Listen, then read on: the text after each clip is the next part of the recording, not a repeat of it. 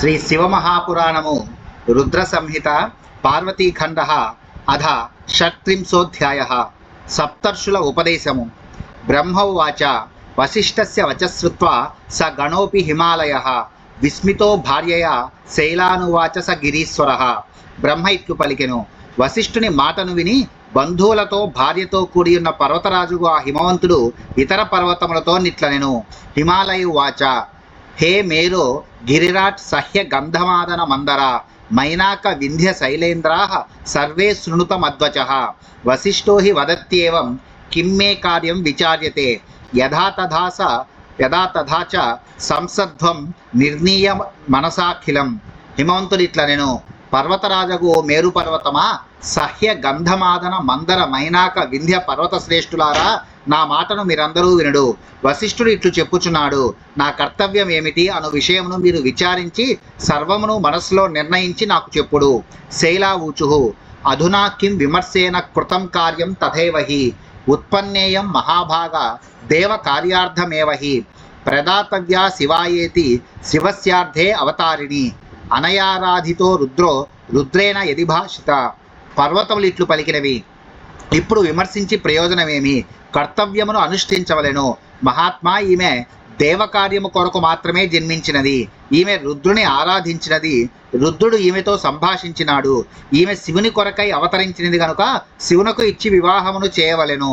బ్రహ్మవాచ ఏతచ్చుత్వా వచస్తేషాం మేర్వాదీనాం హిమాచలః సుప్రసన్నతరో భూద్వై జహాస గిరిజా హృది అరుంధతీ చ తాం మేనాం బోధయామాస కారణాత్ నానావాక్య సమూహేనేతి హాసైర్వివిధైరపి అదసా మేనక శైలపత్ని బుద్ధ్వా ప్రసన్నదీః మునీన్ అరుంధతీం శైలాం భోజయిత్వా బుభోజ చ అద శైలవరో జ్ఞాని సుసంసేవ్య మునీంస్తాం ఉవాచ శాంజలిః ప్రీత్య ప్రసన్నాత్మా గతభ్రమః.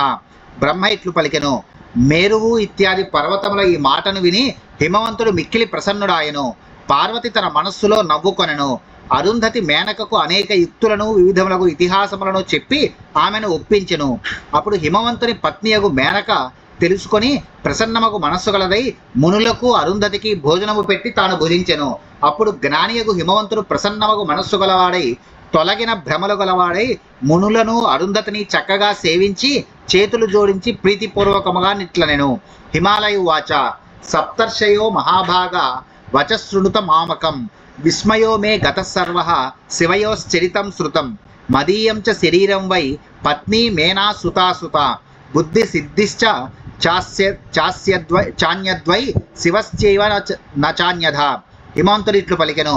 సప్తర్షులారా, మహాత్ములారా, నా మాటను వినుడు. నాకు గల గర్వమంతయు తొలగినది.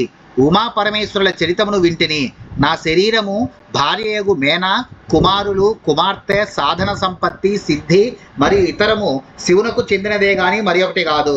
బ్రహ్మవాచ ఇత్యుక్త్వా స తదా పుత్రీం దృష్ట్వా తత్సాదరం చతాం భూషయిత్వా తదాంగాని ఋష్యుత్సంగే న్యవేశయత్. ఉవాచ చ పునః ప్రీత్యా శైలరాజో ఋషీంస్తదా అయం భాగో మయా తస్మై దాతవ్య ఇతి నిశ్చితం. బ్రహ్మ ఇట్లు పలికెను. ఈ హిమవంతుడు ఇట్లు పలికి తన కుమార్తెను ప్రేమతో వీక్షించి ఆమెను అలంకరింపజేసి మహర్షి యొక్క ఒడిలో కూర్చుండబెట్టెను. ఆ పర్వతరాజు మరలా ఋషులతో నిట్లెను. ఈ భాగమును నేను శివునికి ఇచ్చుచున్నాను, ఇది నిశ్చితము. ఋషయవూచు శంకరో భిక్షుకస్తేధ స్వయం దాత భవాన్ గిరే భైక్షం సాచ పార్వతీదేవి కివతః పరముత్తమం హిమవన్ శిఖరాణాం తే యద్దేతోత్సదృశీ గతిః ధన్యస్త్వం సర్వశైలానాం అధిప సర్వతో వరహ. ఋషులిట్లు పలికిరి. ఓ పర్వతరాజా, యాచించువాడు శంకరుడు, దాత స్వయముగా నీవే, యాచింపబడినది పార్వతీదేవి. ఇంతకంటే శ్రేష్టమగు సన్నివేశము మరి ఏమి గలదు? ఓ హిమవంతుడా, నీ ప్రవర్తన నీ శిఖరముల వలె ఉన్నతమై ఉన్నది. పర్వతములన్నింటికీ అధిపతివగు నీవు అందరికంటే శ్రేష్ఠుడవు, నీవు ధన్యుడవు.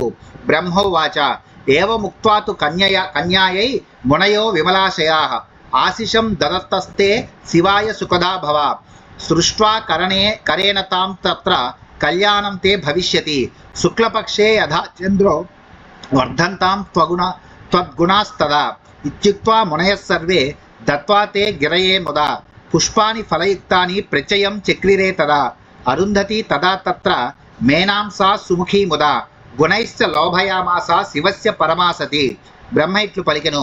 పవిత్ర హృదయము గల మహర్షులు ఇట్లు పలికి శివునకు సుఖమును ఇమ్ము అని పార్వతిని ఆశీర్వదించిరి. నీకు మంగళము కలుగుగాక, శుక్లపక్ష చంద్రుని వలె నీ గుణములు వృద్ధి పొందునుగాక అని వారు పార్వతిని చేతితో స్పృశించి ఆశీర్వదించిరి.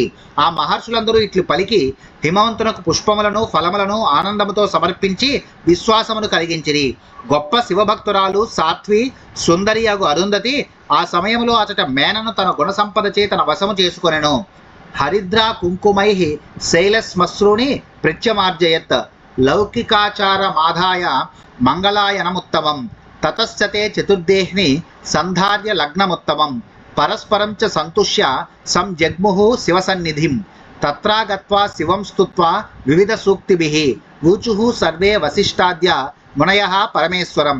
ఆమె మంగళములకు నిలయము ఉత్తమమోగు లోకాచారమును అనుసరించి హిమవంతుని మీసములకు పసుపు కుంకుమల లేపనము చేసెను.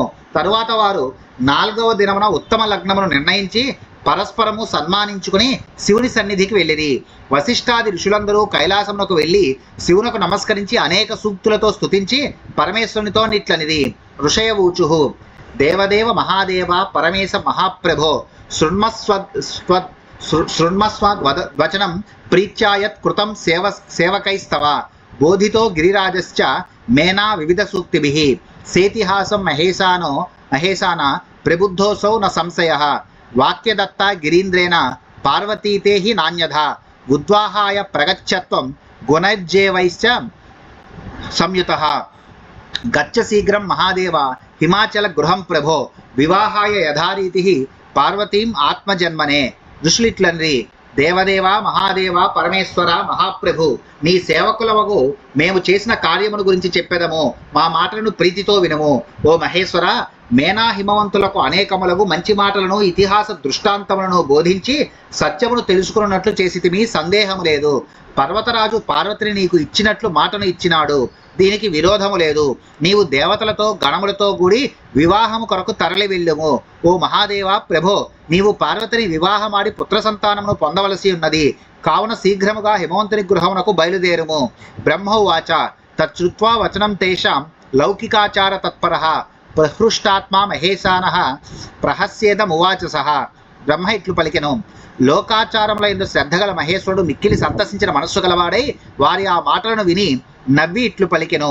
మహేశ ఉవాచ వివాహో హి మహాభాగా న దృష్టో న శృతో మయా యథాపురా భవద్భిస్తద్విధః ప్రోక్తో విశేషతః. మహేశ్వరుడు ఇట్లు పలికెను. మహాత్ములారా, నేను వివాహమును గురించి వినలేదు, చూడలేదు. మీరు పూర్వము వివాహ విధానమును నిర్వచించి ఉన్నారు, ఆ వివరములను నాకు చెప్పుడు. బ్రహ్మోవాచ తదా కన్య మహేశస్య లౌకికం వచనం శుభం ప్రత్యూచుః ప్రహసంతస్తే దేవదేవం సదాశివం. బ్రహ్మ ఇట్లు పలికెను. మహేశుని శుభకరమగు ఆ లౌకిక వచనమును విని వారు నవ్వి ఆ దేవదేవులకు సదాశివునకు ఇట్లు బదులిడిరి. ఋషయ ఊచుః విష్ణు మాహూయవై శీఘ్రం స సమాజం విశేషతః బ్రహ్మాణం స సుతం ప్రీత్య తథా దేవం శతక్రతుం తథా ఋషి గణాన్ సర్వాన్ యక్ష గంధర్వ కిన్నరాన్ సిద్ధాన్ విద్యాధరాన్శ్చేవ తథా శైవాప్సరో గణాన్ ఏతాంశ్చాన్యాన్ ప్రభో సర్వానానయస్వేహ సాదరం సర్వం సంసాదయిష్యంతి త్వత్కార్యం తేన సంశయః. ఋషులు ఇట్లు పలికిరి. పరివారముతో కూడిన విష్ణువును వెంటనే ప్రత్యేకముగా ఆహ్వానించుడు, మరియు కుమారులతో కూడిన బ్రహ్మను ఇంద్రదేవుని ప్రీతిపూర్వకముగా ఆహ్వానించుడు, మరియు సర్వ ఋషిగణములను యక్ష గంధర్వ కిన్నర సిద్ధ విద్యాధరులను అప్సరసల గణములను పిలిపించుడు. ఓ ప్రభు, వీరిని ఇతరులను అందరినీ ఇతరులకు సాదరముగా పిలిపించుడు, వారు నీ కార్యమును అంతను చక్కబెట్టగలరు, సందేహము వలదు. బ్రహ్మవాచ ఇత్యుక్త్వా సప్త ఋషయస్తదాగ్నం ప్రాప్యతే ముదా స్వధామ ప్రయయుస్సర్వే సంసంత శంకరీం గతిం. బ్రహ్మ ఇట్లు పలికెను.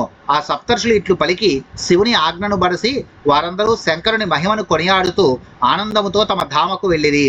ఇది శ్రీ శివమహాపురాణే రుద్రసంహితాయాం పార్వతీఖండే సప్తర్షి వచనం నామ షట్త్రింశోధ్యాయః. శ్రీ శివమహాపురాణంలోని రుద్రసంహిత యందు పార్వతీఖండలో సప్తర్షుల ఉపదేశము అనే 36వ అధ్యాయము ముగిసినది.